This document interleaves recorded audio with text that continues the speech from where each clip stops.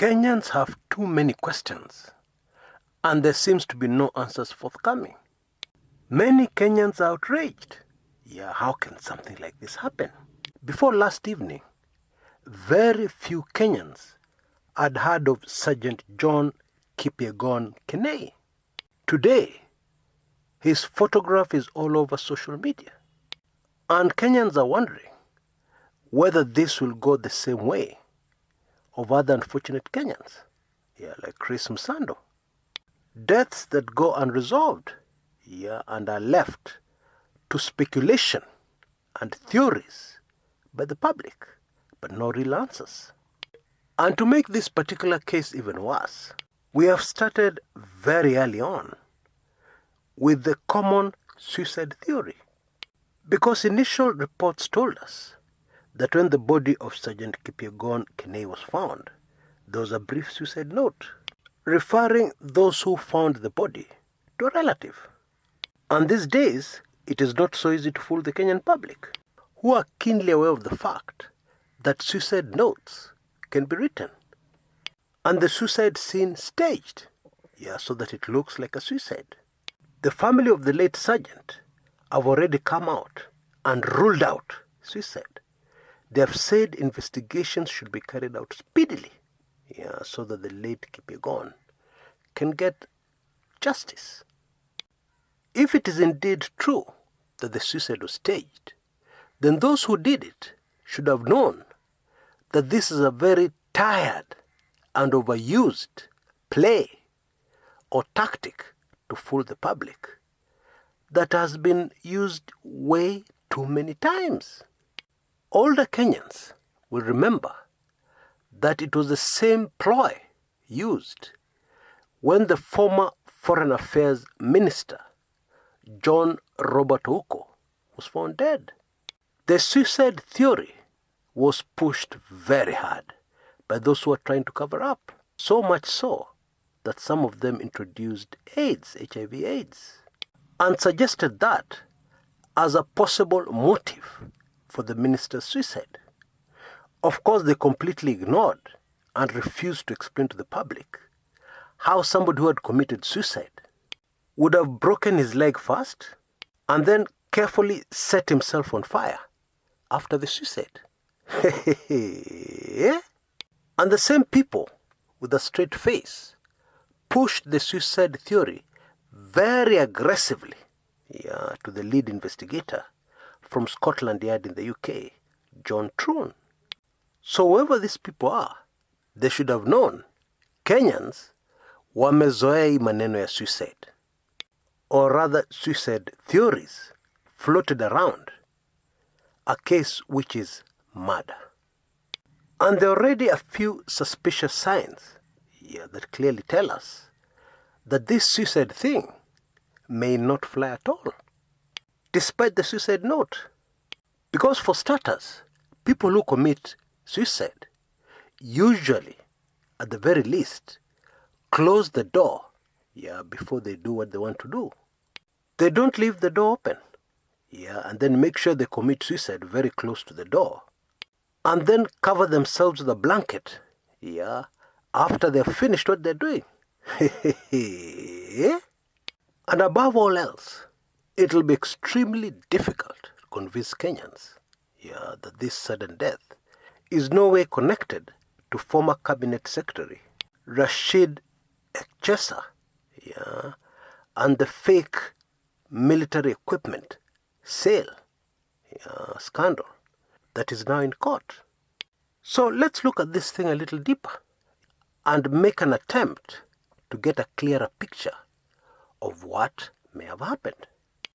Now, the late Sergeant Kipyegon Kenei was due to be interviewed by the DCI along with other officers. But he wasn't. He gave the excuse that he was not feeling well. And so, in case he had some key critical evidence that would have helped the ongoing case, that information is no longer accessible forever. And most Kenyans believe that this could be a possible reason for the murder. To silence him, to stop him passing on any information, Which raises the question, what did the late sergeant see?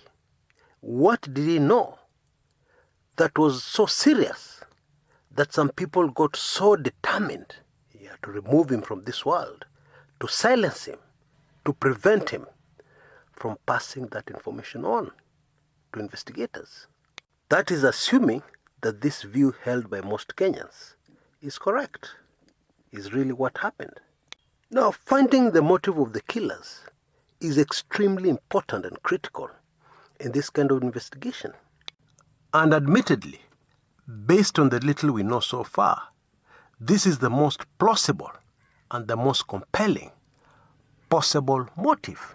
Now, let us take a minute to recap on what we know about the Echesa case, in case it is linked, because actually it appears to be linked, to this demise of Sergeant Kipyegon.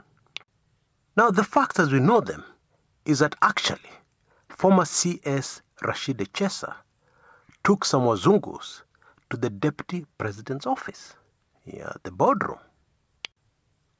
Although initially the deputy president was not very clear, he has later come out and confirmed that actually that meeting took place.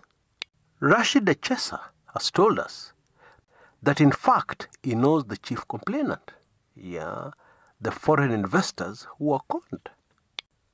He says he has known Mr. Bruno for a long time, and even he has admitted he was at the deputy president's office. But what he has conveniently omitted or failed to tell us is what he was doing there. Because after you tell people you're innocent, you should go ahead and explain to people exactly what you're doing there, which was mistaken for a crime. Well, so far, Bwana Echesa has not told us. Maybe when the trial comes up, he will tell the court. And so, bottom line, it is not in contention that the meeting took place. All parties agree that it happened. The only issue, or the only problem, is what was happening at the meeting, what was being discussed. What really went down, in those minutes that were told were 23, that Bwana Rashid Echesa was there with the investors. Could that be the information that Sergeant John Kipyegon Kenei had? Could that be the information that somebody somewhere was so determined should never ever come out? We don't know. However, that is a very likely scenario.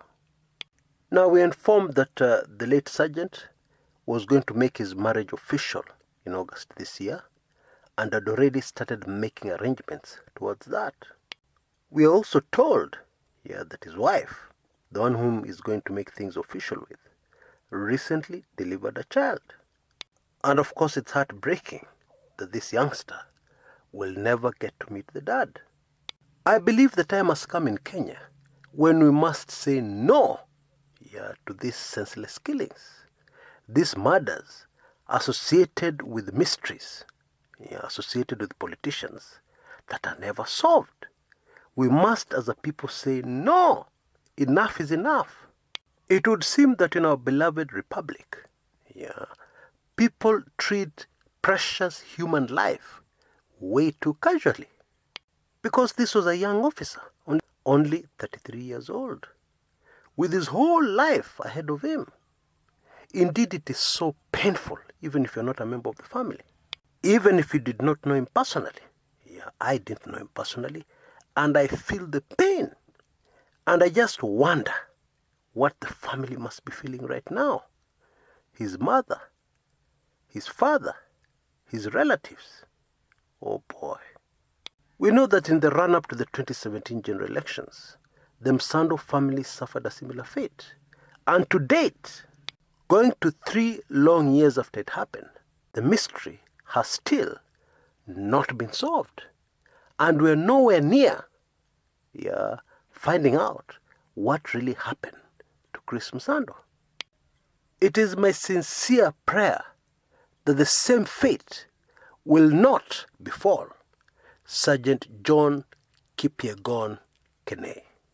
Once again, my deep and sincere condolences to his family and friends. Until next time, This is Chris Kumekucha.